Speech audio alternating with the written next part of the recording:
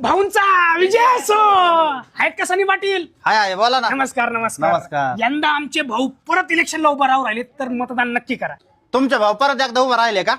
मला सांगा गेल्या 5 वर्षात तुमच्या भाऊंनी काय केलंय? नाही नाही नाही नाही तुमचं काय म्हणणं आहे की आमच्या भाऊंनी काय केलंय? हा मी तेच विचारतोय. म्हणजे तुम्ही असं म्हणताय की आमच्या भाऊंनी मागील 5 वर्षात काय केलंय?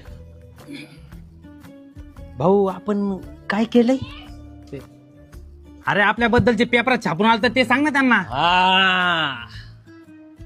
भाऊंनी मागल्याच महिन्यात 80 कोटीचा घोटाळा केलाय. काय म्हणता?